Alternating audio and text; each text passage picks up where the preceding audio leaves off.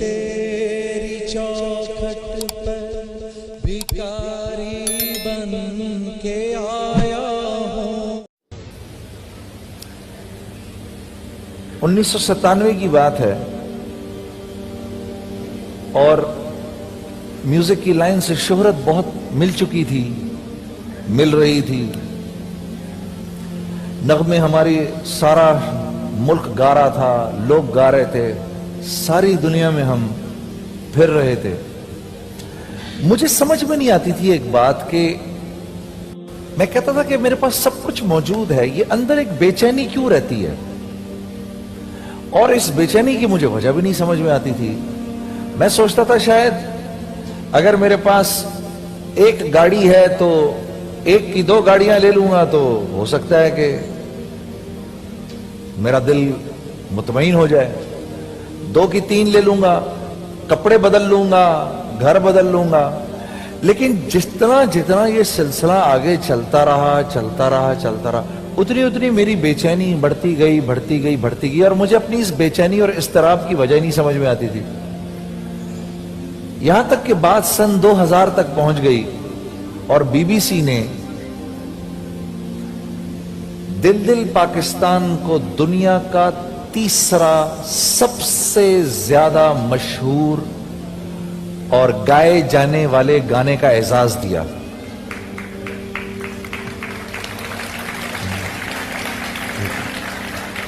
بہت شکریہ، بہت شکریہ۔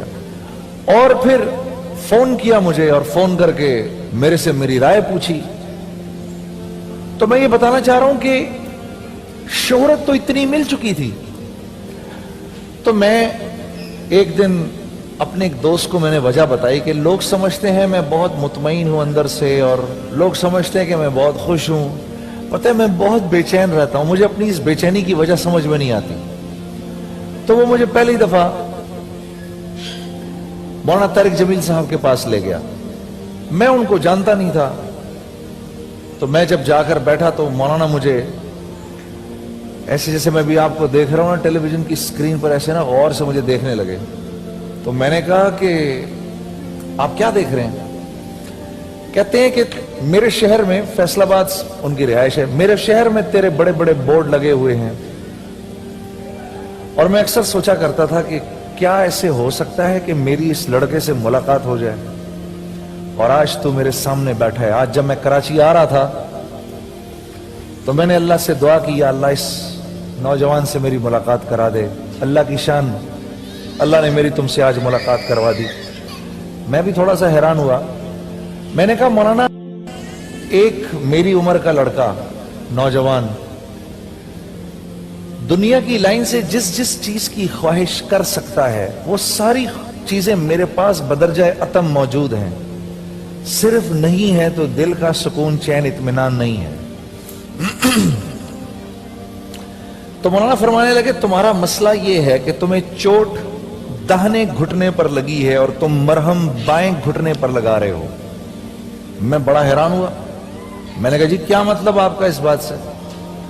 فرمانے لگے اللہ نے انسان کو 2 چیزوں سے بنایا ہے، ایک جسم سے بنایا ہے جو کہ مٹی کا بنا ہوا ہے، ایک روح سے بنایا ہے جو کہ اللہ کا امر ہے۔ جسم کیونکہ مٹی کا بنا ہے، اللہ نے اس کی ضرورت کی ہر چیز کو مٹی میں رکھا ہے، اور روح کیونکہ اللہ کا امر ہے، یہ آسمانوں سے آئی ہے، اس لیے اللہ رب العزت نے اس کی ضروریات کو بھی آسمانوں میں رکھا ہے، زمین پر نہیں رکھا۔ جو تم کھانا کھاتے ہو، پانی پیتے ہو، کپڑے پہنتے ہو، گھروں میں رہتے ہو، گاڑیاں چلاتے ہو، دوسری چیزیں استعمال کرتے ہو، یہ ساری کی ساری جسم کی ضروریات کو تو پورا کرتی ہیں، روح کی ضرورت کو پورا اس لیے نہیں کرتی کیونکہ یہ مٹی سے بنی ہوئی ہیں، مٹی سے نکلی ہیں۔ پھر فرمانے لگے اگر میں تمہیں ایک سونے کے محل میں 4 دن کے لیے بند کر دوں تم کیا کرو گے؟ کھانے کو کچھ نہ دوں؟ میں نے کہا ظاہر سی بات ہے مجھے بھوک لگے گی۔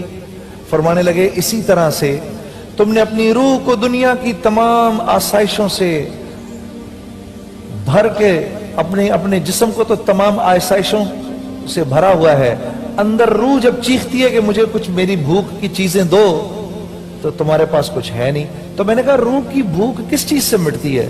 تو فرمانے لگے روح آسمانوں سے آئی ہے، یہ اللہ کا امر ہے، اور تو اس کی خوراک بھی آسمانوں پر ہے، اس کی خوراک بھی زمین پر نہیں ہے۔ تو میں نے پوچھا مولانا روح کی غذا کیا ہے؟ فرمانے لگے روح کی غذا اللہ کا کلام ہے، روح کی غذا نبی کی زندگی ہے، ان کی سنتیں ہیں۔ جب تک روح کو وہ سب کچھ نہیں دو گے اس وقت تک روح بھوکی رہے گی۔ یہ ہے تمہاری پریشانی کی وجہ کہ دل کے سکون، چین، اطمینان کا تعلق اس مٹی کے بنے ہوئے جسم سے نہیں ہے، آسمان سے اتری ہوئی روح سے ہے۔ جب یہ بے چین ہو کے چیختی ہے تو سر میں درد ہوتا ہے، پھر لوگ دوائیں کھاتے ہیں، ڈرگز لیتے ہیں کہ کسی طرح ذہن سو جائے۔ یہ تمہارا مسئلہ ہے۔ میں تو ٹوٹ گیا بالکل اندر سے۔ تو میں نے کہا اس کا مطلب ہے میری پوری زندگی ضائع ہو گئی؟